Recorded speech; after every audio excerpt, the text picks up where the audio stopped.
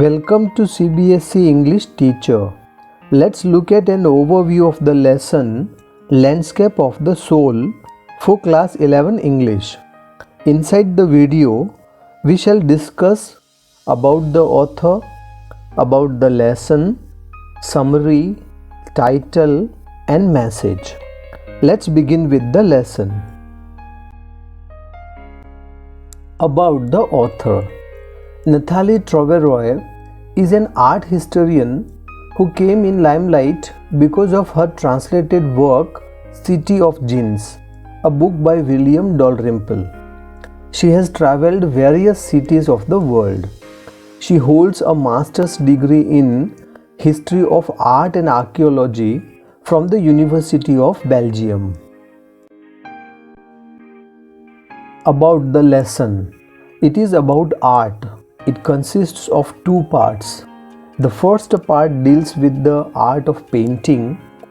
It has been taken from Landscape of the Soul, Ethics and Spirituality in Chinese Painting. And in the second part, the author writes about the concept of art brut.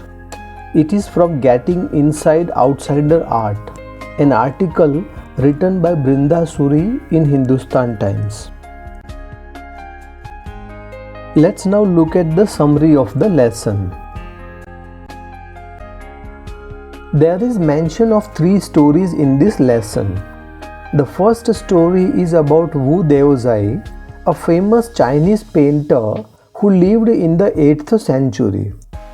He was a master painter and had been commissioned by the Tang Emperor Xianzong to decorate a palace wall.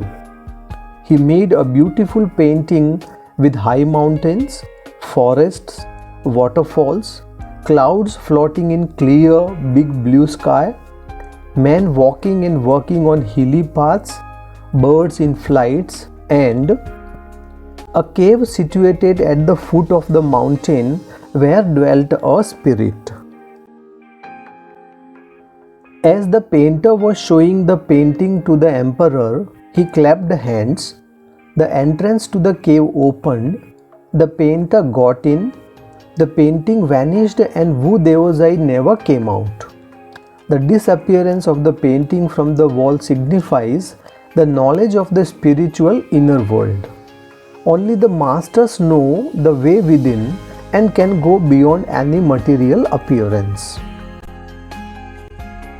In the second famous story, a famous Chinese painter refused to draw the eye of a dragon he had painted. He did so because he feared it would fly out of the painting. The third story in the first part is about Antwerp. A master blacksmith called Quentin Matsys fell in love with the painter's daughter. The father would not accept a son-in-law in such a profession. However, Antwerp had to accept Quentin Matsys as his son-in-law because he painted a fly on his panel with such a delicate realism that it looked a real one. The author also talks about Chinese philosophy Shan Shui, which means mountain water. The mountain represents Yang, the male principle, and the water signifies Yin, the female principle. In the second part, the author writes about the concept of art brut, which means the art of those who have no right to be artists as they have received no formal training yet show talent and artistic insight. They are artists who think out of the box. Their works are totally different from those of their predecessors.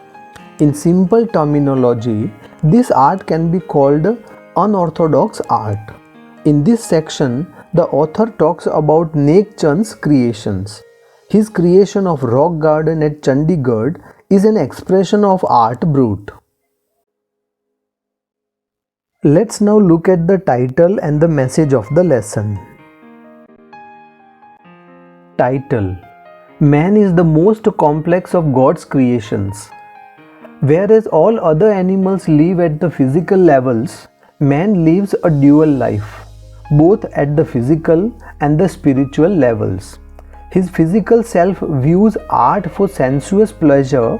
However, his spiritual self looks beyond the physical self.